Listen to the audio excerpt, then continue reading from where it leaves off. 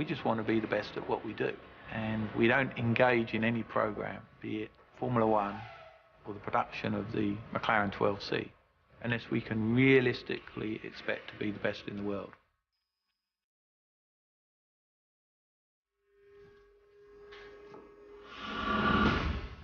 If you built a Formula One car and you wanted it to go as quick as it possibly could, with massive amounts of horsepower, these are the trick bits you'd put on a Formula One car. It's British engineering at its best. We are taking on the world's sports cars.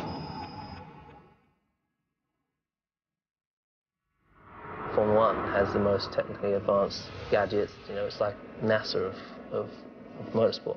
I think NASA would compare themselves to us, to be quite honest. Temperatures coming out of the exhaust are approximately about 800 degrees, so we've seen problems with the bumpers melting before. To actually be here looking at the car like this at this stage of the program is unheard of. This is almost as if it's in the womb of the mother. Not even the doctor has seen it yet. This is a dirty job, but somebody's got to do it. Heavy most of the time, hot some of the time. It's more than just one person's dream. This holds really the future key to 800 jobs in automotive. There's a lot riding on this working.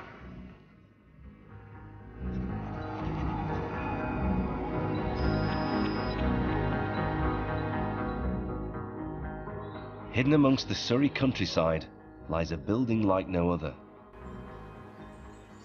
The glass and steel structure is the brainchild of both the architect and one of Britain's best automotive engineers, McLaren boss Ron Dennis.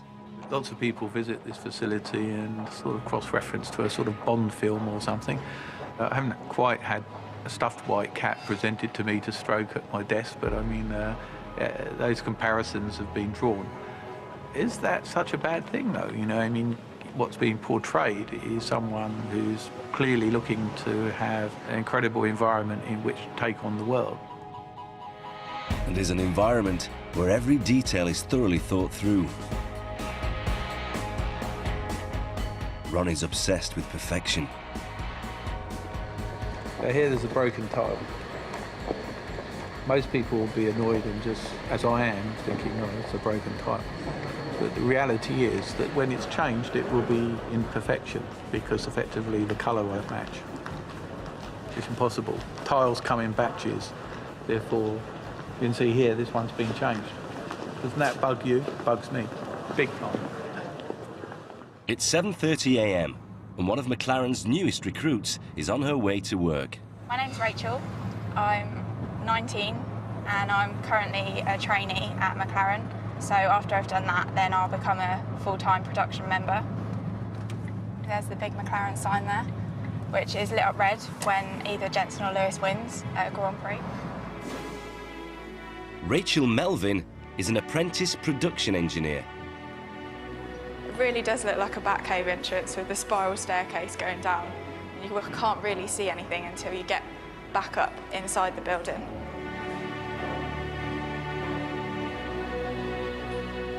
This is not really a general entrance corridor like any other building would have. I thought at first it looked like Charlie and the Chocolate Factory. You know, when they've got that massive white door that just goes into nowhere. There's no question in my mind that you are being mentally decluttered and it's a cleansing experience.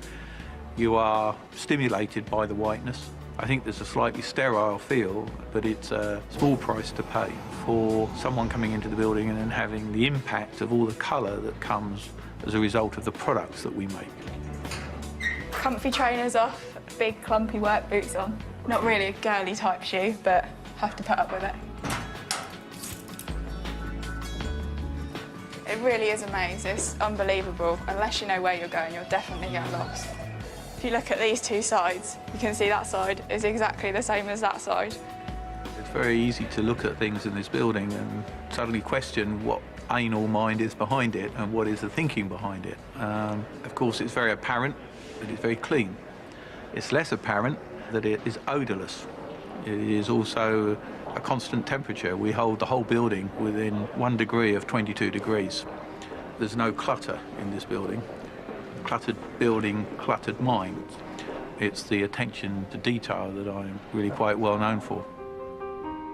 And in his search for perfection, Ron hopes the building's message can translate into McLaren's newest venture. I've worked in a few garages before, which is a lot more of a mucky environment, which I didn't really like too much. This is a much better environment to work in. You don't smell of grease. You go home cleaner than you were before you came into work. The company is branching out of Formula One, and for the first time ever, they aim to create and produce a range of road cars. I'm the privileged one that's orchestrating it, but I'm certainly not the only one. I am merely a chapter in the book. The first is the MP412C, which is being built in a special production line right next door to the company's Formula One cars. This is the production hall, where the whole car's built from start to finish. This car doesn't really look like a car at the moment. As you can see, great big hole there, where the engine will go when it's fitted. Gearbox is also attached to the engine. There is some interior, such as the dash and some of the carpet inside. You've got a lot of the wiring going on here, which obviously has to go in first. If we're moving down to this car, you've now got some brake discs and calipers on it. These are the carbon ceramic brake discs. The car's now looking more like a car. And it opens this way.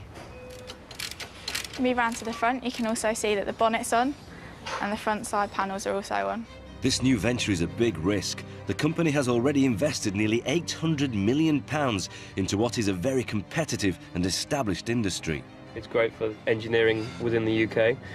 To have a real brand that's exciting can really take the fight to a lot of brands around the world and supercars around the world.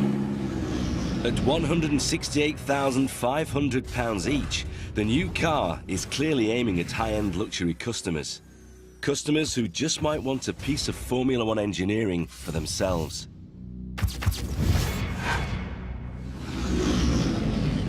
But it's a big gamble for the company. I think this represents the best of world engineering because there's definitely nowhere else in the world they're going to be able to match what our team's able to do.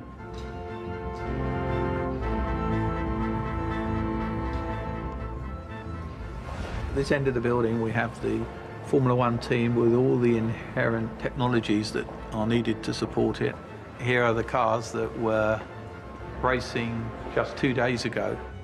Engineering innovations from over 50 years of experience have often placed McLaren on the winning podium.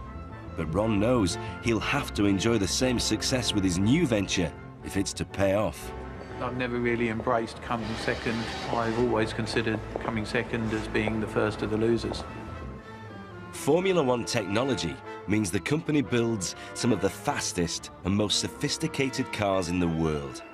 But mass producing this car is going to be a whole new ballgame.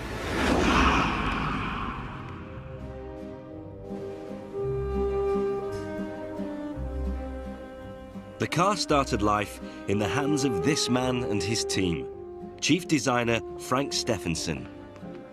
We're the guys that sit on the airplane. We don't